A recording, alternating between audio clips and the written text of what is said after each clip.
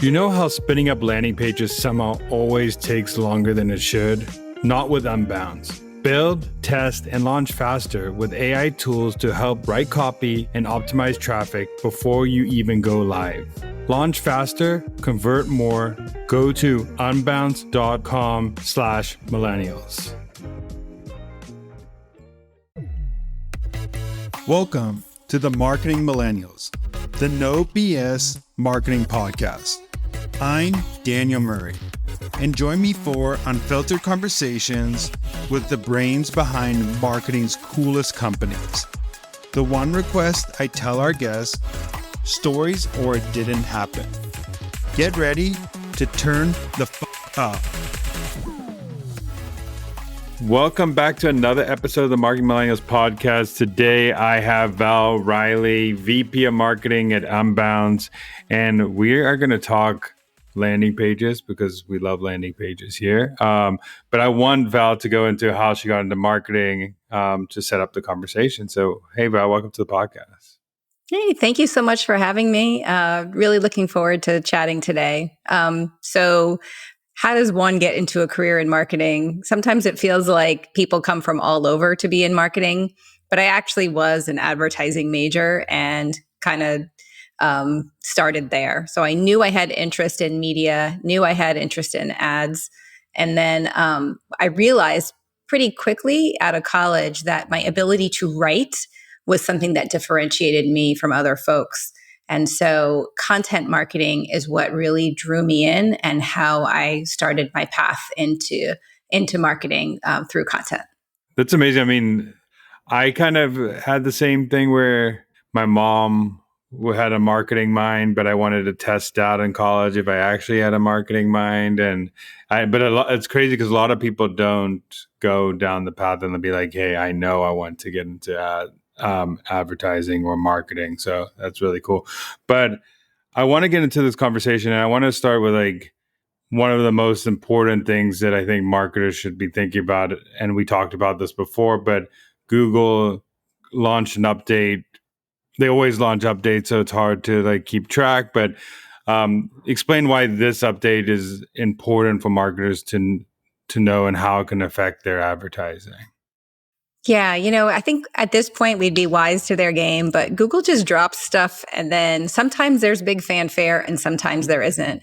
And this one was super interesting, Daniel, because it dropped in February. It was pretty quiet and you really didn't get a lot of buzz around it. But essentially, it was an ad quality update. But what it really talked about was emphasizing landing page quality. And it basically said, if your landing page doesn't have relevance, meaning how closely that destination page aligns with search intent, and it isn't easily navigable, then there's a good chance they're not going to serve up your ad. And, that's pretty huge. What was really interesting about it was that the navigation part of it wasn't super clear. So it didn't really say, hey, your page has to have navigation. It didn't say your page has to be easily navigable. So it left it up to interpretation a little bit. And I've seen different experts take it in different directions. But the relevance part was pretty clear. They really are doubling down.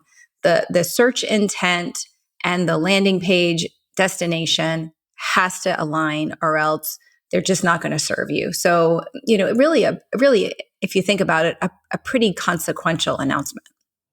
Yeah, it's still crazy out there how many people are not aligning what is on their ad to what is on their landing page. I mean, you probably see it a lot too. Some people just have an ad and it goes straight to homepage, which is if you're having a specific product ad or a specific service ad and it's going to something that's not specific, that can have a huge bounce rate on traffic that you're just paying for. So could you go a little bit of like back it up and say like why we should be using landing pages, and then we can go into like how to match them to your ad more clearly? Yeah, sure. And Daniel, in some ways it feels like digital marketing 101, but I'm flabbergasted to share this statistic, but 52% of B2B landing page, B2B ads, PPC ads, go to home pages still today in this day. And it's just shocking to me that digital marketers are spending all kinds of money and they could be getting so much more increased results if they just put together a landing page. And so if you think about it, it's like having take it back to the olden days, right? Like if you ran an ad in the newspaper for a particular piece of clothing that was in your store and someone got to the store and they couldn't find that piece of clothing. Or if you had a window display and saying, hey, this is a great thing we have. And then someone walks in the store and they can't find that item. So what you really want to do is have your ad clearly match the exact page you're sending them to. So if your ad's for a red sweater, don't send them to the women's clothing department. Don't send them to the women's shoe department. Don't send them to the entire store and say, hey, find it yourself. But take them to the page with the red sweater on it. It seems so simple, yet some people feel like the effort of producing landing pages is just too much work. And I think that's something that, obviously here at Unbounce, we want to dispel, right? We make it super easy to build a landing page. And really what Google is saying is, every specific ad that you're running should have a specific corresponding landing page, right? So they want it to get super granular. Yeah, I mean, it's so crazy because they're for example, in the D2C, B2C example, a lot of people will run red sweatshirt to a collections page instead of the PDP of the red sweater or the landing page of that red sweater. And then B2B on the other side, you having messaging that says that this will solve X problem, and then you get at the page and it tells you a different problem or something else the product does, and the reason the person's clicking on the ad. So can you explain some quick wins, if I wanted to do my landing page today, that let's go to the B2B example, what should I add on my landing page to make sure it matches the ad? Yeah. So some quick wins that people can do are, the first one is ensuring your pages are customized for every campaign and channel.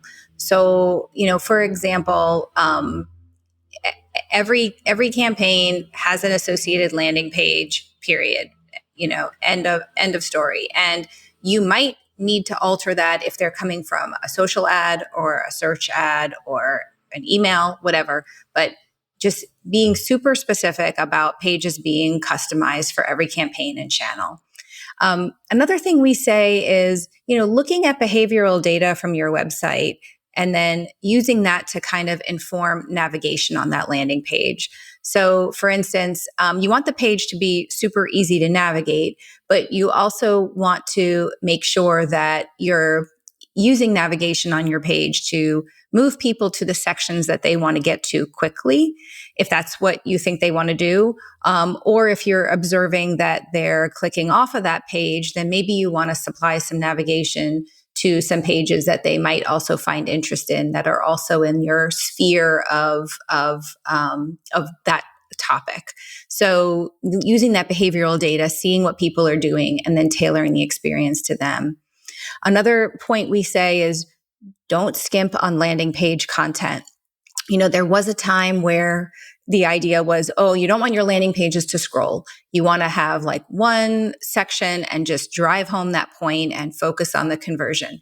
Some landing pages are more about consumption than they are about conversion. Maybe consumption is primary and conversion is secondary. So don't skimp on content. You may want to A/B test where you have one page that has a significant amount of content and one page that has maybe less, and then you see which one converts better or which one promotes consumption better. So you can test, but don't automatically assume that that the content has to be a small amount of content. And then another thing we say, another tip is really just about experimentation. So I just used the A/B testing example there, but all we know for sure is Google is absolutely looking for relevant and easy to navigate destination pages. So you can experiment and get real clarity on what works. So, we always say you can experiment because nothing is guaranteed. Sometimes we say, this is the rule, this is what works. And then we turn around and then something that breaks the rule works. So experiment, experiment, experiment. I love that. And I also think that the more landing pages that you can get to match the ad, like a lot of people will create like one landing page for all ad sets. And you said this at the beginning, like if it's coming off of different channels, there could be different intent. For example, like a Meta ad versus a Google ad, there's different intent of those searches. So of those ads. So having a landing page for Facebook that's more educational versus one that's more bottom of the funnel, you had to have different things so you can, because people are coming with different points of the funnel that you might need to talk about in those different landing pages. Yeah. And Daniel, it can't just be a small tweak. Like whenever we say that, people are like, oh, I'm going to have to, if I've got 3 ad sets, then I'm going to have to create like 40 landing pages. No, not necessarily. I mean, it could just be a small tweak. If someone's coming from Facebook or they're coming from TikTok or they're coming from LinkedIn or they're coming from Google search or they're coming from Bing search, you have to just process what those experiences are and then ensure that you're having an experience that matches what they are, the expectations are coming in from that channel. It could just be a word. It could just be a phrase. It could be, maybe they're a little bit farther along with intent coming from social than they are from search. But so it's not that daunting. It's just a matter of taking the time. And truthfully, you will see such dramatic increases in results if you just take the time to customize those journeys. It's not that much work, and can it really pay off? Yeah, I mean, it could be as easy just tweaking a headline or tweaking the call to action or tweaking how many form fields. Like, we're not saying add 30 new sections to the landing page. It just the pain that someone's coming at that point or the education that they need is a little different. So it could be just a couple sentences that need to be different on the landing page. Or like you said before, like even having 2 landing pages with just one word different, just so you could test the uplift, like you're losing valuable time if you're not doing a slide test, especially if you have good traffic coming to that landing page. So I wanted to also go into, I mean, everybody's talking about it right now, but like, how is like AI going to affect the landing page world, but also what is your thoughts on AI in the marketing world right now? Yeah. So, specifically having to do with this, the topic we're talking about right now, as I'm looking back in time. So Google dropped that ad quality announcement in February, and then as of Q3 started rolling out AI Max.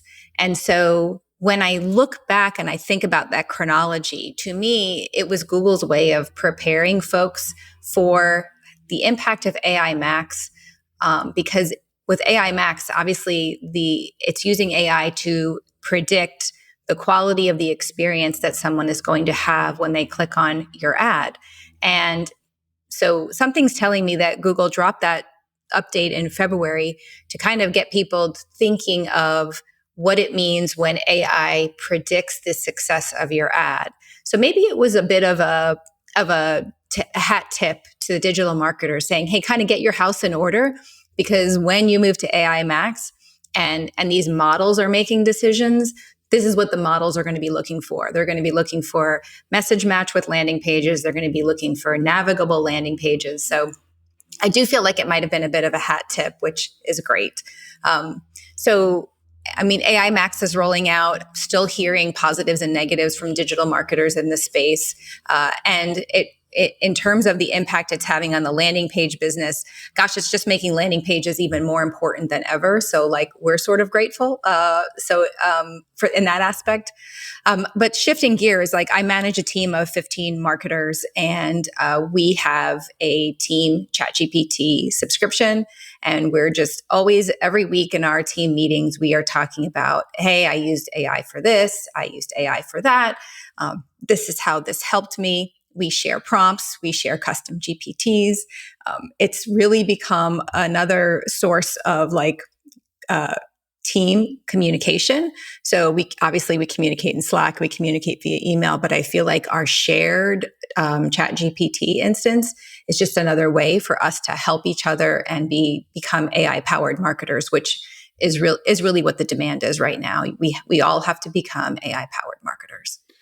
I love that because it's basically like going back, let's say 25 years and saying, hey, everybody, keep doing manual filing and don't use the internet, don't use a computer, don't even learn that. Just keep on doing what you're doing. This is the new version of what the internet was back then. And if you're not, as a marketing team, encouraging your team to use it, first, it's not developing your team, which I think that's your number one thing as a marketing leader. And two, it's just getting you as an organization left behind because other teams are going to be using it to the max. So if you're not doing it, then you're competing against people who are going to be way more efficient as a marketing team if they're doing what you're doing, having knowledge share, sharing prompts, showing how they're working. So I think that's super important for marketers to understand that like you have to have an AI powered marketing. You have to have that AI mentality. Otherwise, you are just going to be left behind. Yeah. I think as a leader, you're correct. Marketing leaders are doing a disservice to their teams, especially their young team members, if they're not embracing AI and showing how it can make us more efficient, effective marketers. Look, honestly, there's downward pressure on marketing team size right now because of AI. Every time we want to open up a job requisition, we're asked, how much of this role it can be done with AI? And are we looking for someone who can do these skills? Or are we looking for someone who can use AI to do these skills, these tasks faster and more efficiently? It's eye-opening every day how much these AI tools can do. Especially like just today, I gave an AI tool an example. I said, "Here's what I'm trying to do. Here's an example of something I have done in the past," and the output just was exceptional. So really embracing it at all levels is the tactic that our team is taking. I will also say that marketing agencies, so a lot of Unbounce is working with marketing agencies. So agencies get a lot of value from our platform in terms of being able to serve their clients, and that's what we're hearing from agencies too. Is they're embracing AI and they want to talk to and see how their vendors, the people they buy from, are also embracing AI. So it's a mandate that we're getting from our customers, especially our agency customers, and we just need to respond. I remember my first marketing job where I had to spin up a bunch of Unbounce landing pages, and this was like 11 years ago. One of my first marketing jobs, and it was like 11 years ago. And I just want to go from like what are the AI capabilities now? Because I remember having to copyright every part of the landing page. I had to like make like it was the testing was great, but it's still like data was harder back then, and now AI and everything has made it easier. So what are some? We talked about AI for marketing teams. We talked about how AI is like launching from Google, but what are some things that AI is doing to improve like that landing page workflow and making it easier for marketers to do that? Yeah, great question. So built into Unbounce, we have an AI copywriting tool, and it comes with it's not something you add on. It's just something that's included in the platform. So if you can prompt AI to help you write or refine or append your landing page copy, and it's right in the platform. So you don't need to go out to Chat GPT and then copy and paste something in, or it's right in there. And then a really neat feature that Unbounce has is called smart traffic. And what that means is if you, Daniel, build like 4 or 5 variants of a landing page, And maybe you change, the headline in one or the hero image in another or some body copy or some coloring. You have 4 versions of that page. You can use smart copy and smart traffic. And what smart traffic will do is it will look at the incoming traffic coming to that landing page and send the traffic to the version of that landing page that is most likely to convert based on the qualities that it knows about the incoming traffic. So really, Unbounce is helping you optimize. You can plus on top of that, all the optimizations that you as a marketer are doing. So smart traffic can just be a little bit of a helper to just slowly increase and ratchet up your conversion optimization, which, is what we're all looking for, right? We all want to get more conversions out of the traffic that we're getting. Yeah, I mean, the copywriting, obviously, that's a huge help. I think everybody needs it. And then also, I think one of the hardest things that marketers didn't have access to easily to do is analyzing data. I mean, it just, for the longest time, it was either you had to do it manually in Excel. You would have to get a data scientist to help you or a data analyst to help you.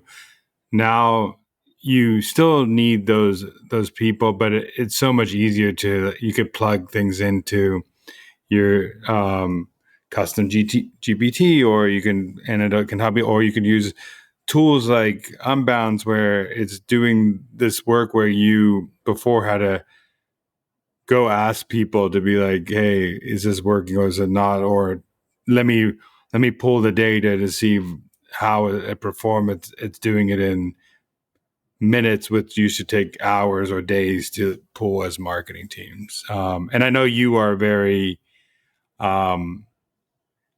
big on marketing teams having access to data. So you want to talk a little bit about that and how you see the importance of marketers having to be able to have access to more data points? The best marketers aren't guessing what landing pages convert. They're using Unbounce to know.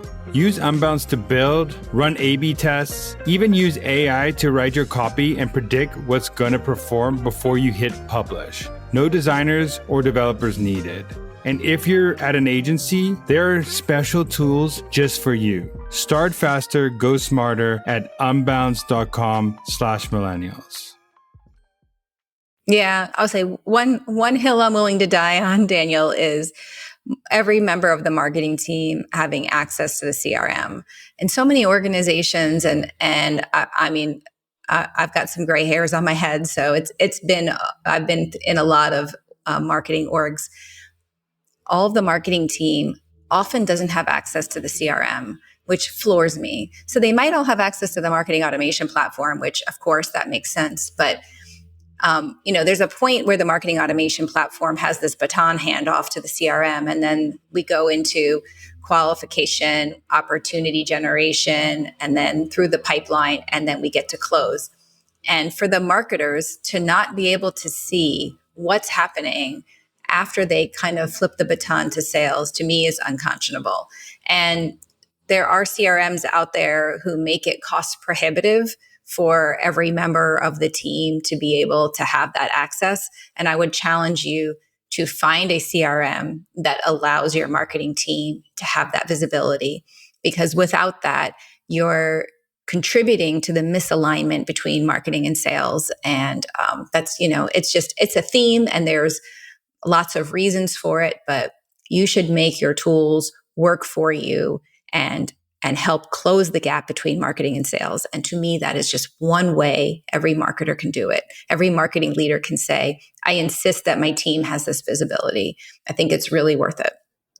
Yeah, I think knowing why deals aren't closing and are closing, and then also looking at, especially from marketing source deals, and then also knowing just in general what the sales team is putting in pain points, why are we losing deals, why are we winning deals, and how could we bring that. And now, especially now that we can analyze this easily and put massive amount of data to find, hey, what is the common pain points between all these 10, these 1,000 opportunities, or what is the common like loss reason, or like it just, we have we and what are, if sales team is putting good notes in there, or we have custom transcripts, putting those in and seeing, this could help you write copy for the landing pages we were talking about. It can help you do better ads for top of funnel. And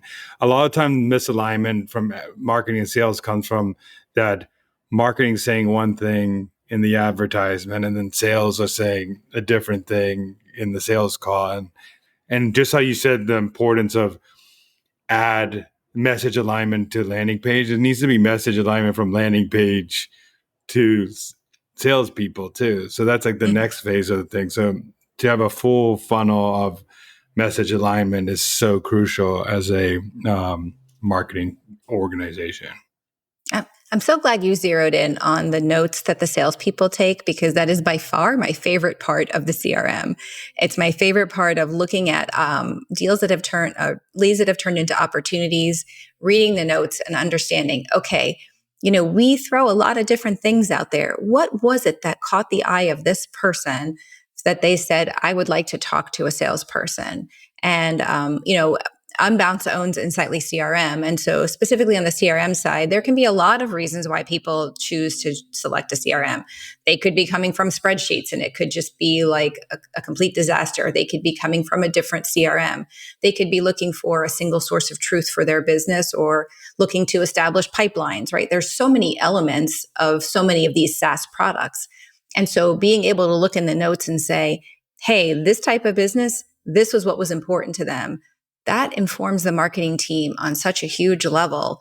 And to withhold that information because of a limit of a number of seats is just, in today's business world, it's just shooting yourself in the foot. Yeah, I mean, I was talking to someone about this before. It's like, one, tools shouldn't be the guardrail of like why your marketing team doesn't succeed. Like, it's so ridiculous to me that like some marketing teams play in the guardrails of the tools, that they can do certain marketing campaigns or marketing things because the tool doesn't have a feature you need, or it doesn't have APIs to other tools, or that's why picking a tool that gives you the ability as a marketing team to be creative and not only play in the sandbox of the tool. And I feel like that has been the case for a lot of, if you have like a marketing automation platform, you can only do certain things. Back in the day, you only could do certain things in the marketing automation platform because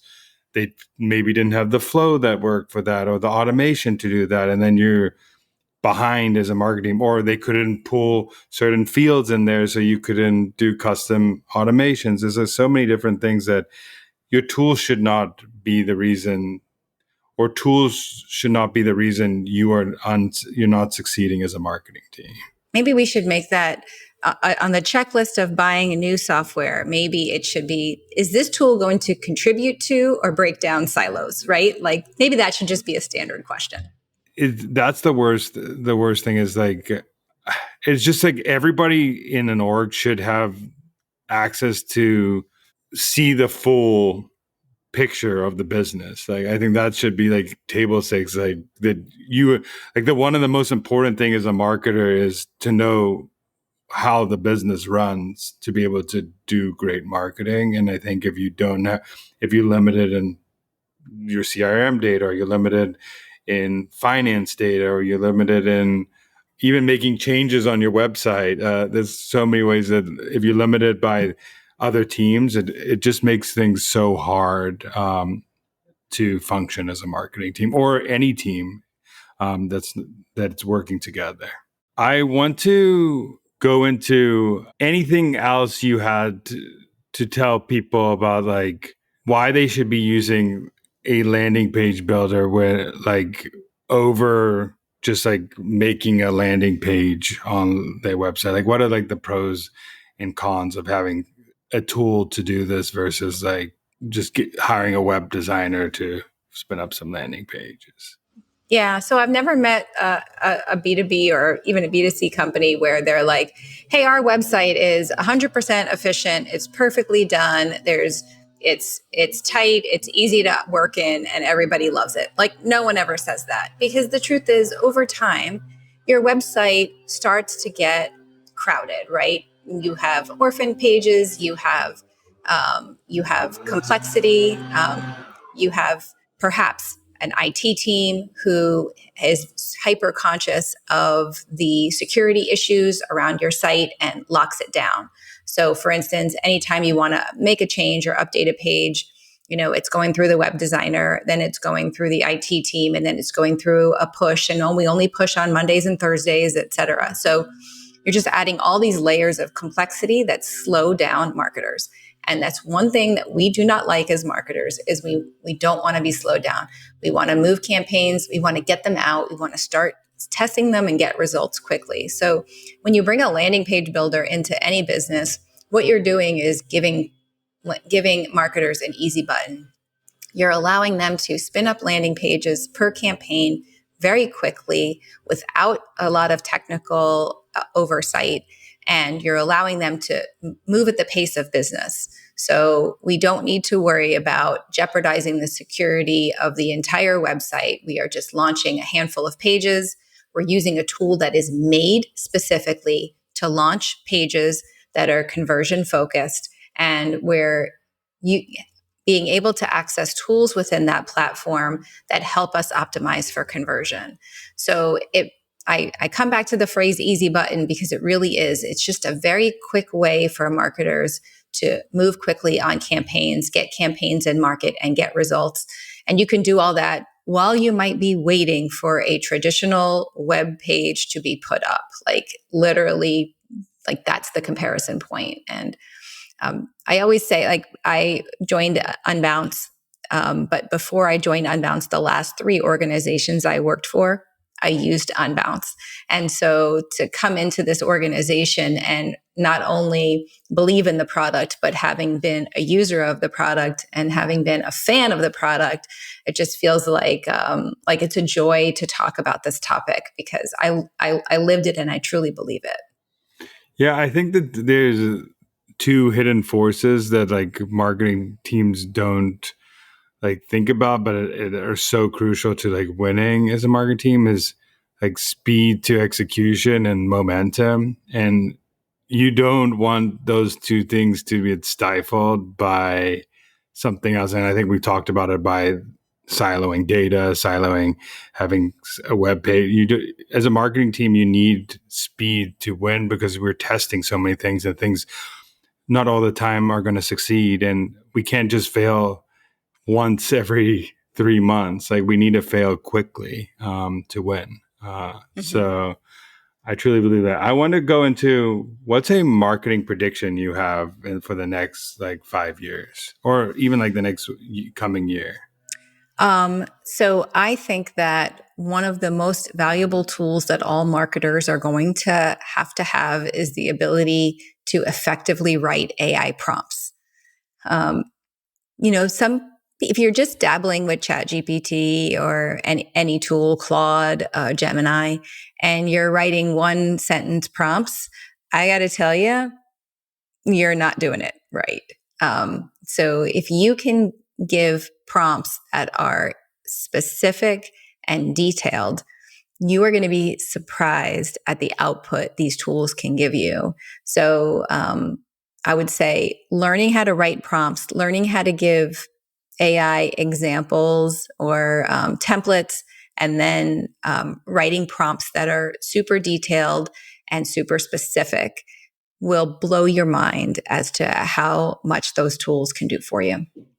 Yeah, I mean, I was talking to someone about this the other day too, and one of the things is like, just think about how you would talk to a direct report, and if you don't give them context, if you don't give them examples, or even an agency you working with or anything, if you don't give them context, examples, details, they're not going to put out the work that you expect from them. And like, if you say, hey, make me a landing page that is green, like, it could be so but it make me a landing page that has this and has this and then follows this guidelines, and here's my brand playbook, and here are some things I want to say, and here's the design, and come back, and it really, it's the details, the devil in the details with the same with ChatGPT. Yeah. So it's prompt, and it's becoming a prompt engineer. It's understanding, being a marketer and understanding what you need to direct, or how you need to direct these tools to do what you want them to do. I think that's going to be like the skill that a year from now or 2 years from now, we're going to be looking for in candidates. I want to go into a little different section. Is like, what marketers or marketer is it inspiring you in the marketing space right now? So I got to say, I'm a bit of a LinkedIn addict, and I'm on LinkedIn all the time. And sometimes as a marketer, it can be a little overwhelming. And I make this comparison. I go to my CFO and I say, in the last 10 or 15 years, how many different ways are there to read a balance sheet or to create a budget? There's been evolution, don't get me wrong, but the core principles are the same. And when you look at the work that marketers were doing 10 or 20 years ago and the work we're doing now, it's literally a completely different job. So sometimes I go on LinkedIn and I'm like, okay, here's an acronym I haven't heard yet. Here's something that I should be doing better at and I'm behind. And here's something that I didn't know about. And oh gosh, I'm going to get asked about that at a board meeting and I'm going to get caught on my heels. Like, this is a constant learning profession. And so I recently came across a creator, and her name is Heike Young. And she is a content creator who just brings all kinds of humor to marketing. And I just felt like, okay, if I got to follow someone who's not going to make me feel like I'm behind the eight ball or I'm doing something wrong, she just kind of makes me realize, hey, we're all in this together. Nothing's terribly serious, and we got to laugh at ourselves a little bit now and then. So go to LinkedIn and get all the education, but laugh it off too, right? Yeah, she's the best. I think she really knows how to. I think that's part of good marketers, like knowing how to like bring entertainment, but also like make people feel some sort of emotion or teach someone something. And I think she does it really well and utilizes video to do it, which is one of the hardest ways to like do it in this day and age, but important. And then lastly, I wanted to ask you what is one thing you would tell someone who's starting out in marketing today that they will thank themselves 5 years later? Gosh, I'm going to sound like a broken record, but it's definitely the AI thing. It's learning how to become an AI empowered marketer is really what's going to set you apart from other candidates. I love talking to young people coming and out of school and starting in marketing, because it's such an exciting profession, right? Like, if you're a writer, you want to go into content. If you're great with analytics, maybe you want to be a growth marketer, or maybe you want to go into paid media, or maybe you love handshakes and you want to go into event marketing or field marketing. Like, there's so many opportunities, but the common thread through all of those is absolutely going to be, how can you communicate the ways you can harness AI to do your work more efficiently for that organization? So just being an AI empowered marketer is where it's at. Yeah, I mean, 100% agree. I think, and even if you're in college right now or starting out, like, you should just be playing around with every different AI tool there, learning how it works and learning, because a lot of people aren't, and that's how you're going to get ahead. And if you can learn how to talk to AI, as we talked about in this episode, and learn how to prompt it and learn how to be great at that, you're going to be a valuable asset to a lot of organizations, because like you said also earlier, marketers are in this weird predicament where they might need a hire, but they're getting asked, like, could AI do it? And if you are the person in the org who could be the one who can use AI to do something, you just become exponentially more valuable in that organization. So Lastly, where can people find you or Unbounce or what you all doing? Yeah, absolutely. I post regularly on LinkedIn. So Valerie Riley Marketer on LinkedIn.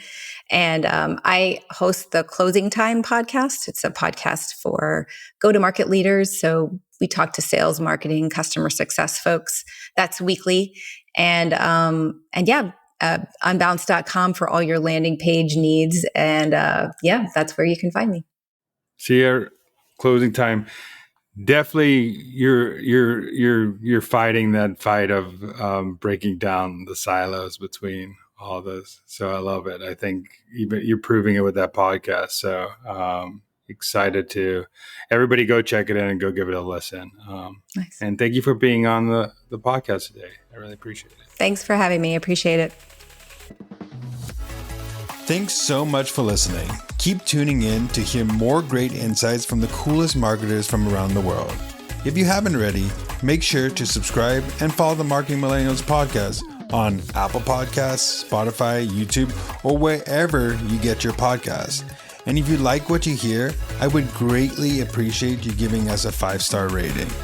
It helps bring more marketers into our community.